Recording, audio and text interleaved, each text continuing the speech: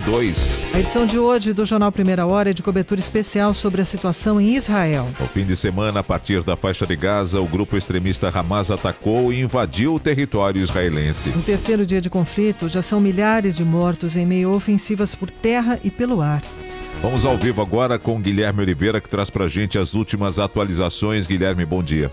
Nelson, um ótimo dia a você, a Silvânia, que nos acompanha aqui no Pulo do Gato. Olha, há cerca de 30 minutos as Forças Armadas de Israel alertaram para o soar de sirenes em Jerusalém, há poucos minutos, cerca de 30 minutos, por risco de bombardeios efetuados pelo Hamas, que é o grupo terrorista que fica no lado palestino, ali na faixa de Gaza. Como a gente já disse no início do jornal, chegou a 1.200 o número de mortos em decorrência desse conflito entre Israel e o Hamas. De acordo com as autoridades locais, são 700 mortos em Israel, 493 na faixa de Gaza e 7 na Cisjordânia. Mais de 4.000 pessoas ficaram feridas nas regiões em razão dos ataques por terra e também pelos bombardeios. Para quem acompanha a gente, youtube.com/Rádio Bandeirantes Oficial, Daniel Mesquita vai colocando diversas imagens desse conflito que começou no sábado entre Israel e o grupo terrorista Hamas. Ontem à noite, numa contraofensiva, o exército de Israel disparou mísseis em mais de 500 alvos na faixa de Gaza. Já do lado israelense, o sistema de defesa aéreo segue abatendo drones explosivos lançados pelo inimigo. Atualmente são pelo menos 7 ou 8 pontos intensos de conflito com um grupo extremista que fica sitiado na Palestina. Um porta-voz do Hamas também informou ontem que há mais de 100 reféns em Gaza que foram capturados do lado de Israel. Em razão desses ataques, a Agência das Nações Unidas de Assistência aos Refugiados da Palestina afirma que mais de 20.000 palestinos já procuraram abrigos. A maioria deles foi para escolas em Gaza que são geridas pela ONU numa tentativa de ficar em segurança, já que as escolas ou outros locais geridos pela ONU normalmente não são atacados por Israel. Bom, ao todo, de acordo com as Nações Unidas, desde o conflito entre as forças israelenses e o Hamas no sábado, mais de 123.000 pessoas já se deslocaram da região de Gaza. Então é isso, o terceiro dia de conflito que ainda não cessou entre forças israelenses e também o grupo extremista Hamas. E a informação de momento, há cerca de 30 minutos, é que as sirenes voltaram a soar em Jerusalém, do lado de Israel, por causa de bombardeios, pessoal. Obrigado, Guilherme Oliveira. Bandeirantes 7 e 5.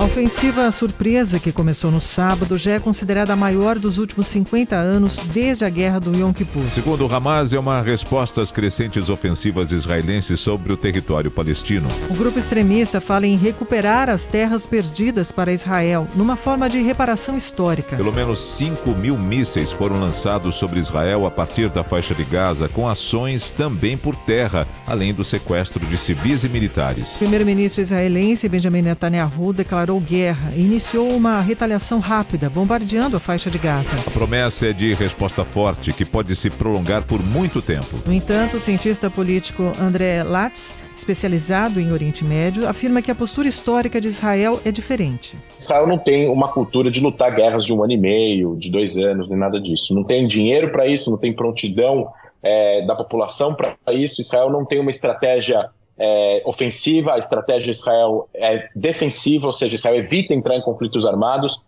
custe o que custar, porque por uma série de questões sociais, econômicas, políticas, mas se for forçado a entrar no conflito armado, normalmente a tática de Israel é ofensiva, ou seja, a porrada é forte, a força militar é usada bastante forte para poder dissuadir o outro lado e fazer com que o conflito termine o mais rápido possível, justamente cumprindo a ideia do tempo curto de guerra, porque Israel não tem recursos financeiros que nem a Rússia tem, que nem os Estados Unidos têm para lutar guerras muito compridas. Para o professor de Relações Internacionais Paulo Velasco, da Universidade Estadual do Rio de Janeiro, a ofensiva do Hamas é histórica e fora do comum. Ele também observa que houve falha na defesa de Israel. Chama muita atenção também o fato de a inteligência de Israel, que é reconhecida como uma das mais importantes do mundo, não ter conseguido antecipar essa ação, e o próprio Domo de Ferro, que é o escudo antimísseis de Israel, não ter conseguido neutralizar a grande parte desse foguete. Então, são vários fatores que certamente depois serão questionados ao governo de Netanyahu, o que deu errado, o que falhou, para Israel ter sido de fato, impactado de maneira tão dura e contundente, né?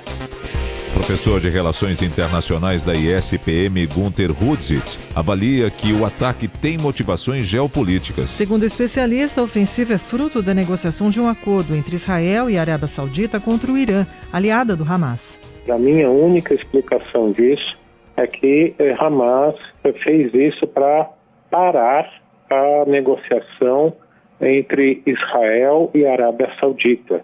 Esses dois governos já vêm negociando junto com os Estados Unidos a normalização das relações, e com esse ataque o Hamas sabia que Israel responderia com uma força muito grande e que vai matar muitos palestinos. E, consequentemente, isso geraria uma pressão muito grande no governo saudita para não ir adiante com esse processo de normalização. Na mesma linha, o jornalista especializado em cobertura internacional da Band, Moisés Rabinovich, aponta que o conflito pode ganhar proporções ainda maiores. Hamas convidou o Hezbollah, convidou o Irã, convidou a Síria a participarem dessa o que eles estão chamando de vitória sobre Israel. Se o Hezbollah atacar Israel, Beirute vai virar Gaza. Os libaneses querem isso? Esse conflito é mais um capítulo da longa história de tensão entre israelenses e palestinos. O território onde a guerra acontece é disputado há mais de 200 anos. O cenário piorou em meados do século XX, após a criação do Estado de Israel com o fim da Segunda Guerra Mundial em 1947. Na época, a Organização das Nações Unidas propôs a constituição de 2 estados, um judeu e um árabe. Os palestinos não aceitaram a divisão do território. Eles reivindicam a criação de um Estado árabe, respeitando as fronteiras anteriores à Constituição de Israel. Os israelenses, por sua vez, defendem manter a formação do país de hoje, com as regiões anexadas em 1967. Para a doutora em Relações Internacionais Karina Calandrin, a criação de um Estado palestino ajudaria na pacificação. Enquanto não houver a pacificação e a paz entre Israel e Palestina, houver a criação do Estado palestino, houver o reconhecimento de um Estado palestino e, mais importante de tudo, a desmilitarização, o desarmamento do Hamas, não vai ser possível nós pensarmos em paz para os povos nessa região, porque a partir do momento que o Hamas lança o ataque, Israel revida, e aí civis, tanto israelenses quanto palestinos, morrem. Então não há vencedores nessa guerra, não, só perdedores no ponto de vista dos civis. Bandeirantes, 7h10. Daqui a pouco, em Primeira Hora.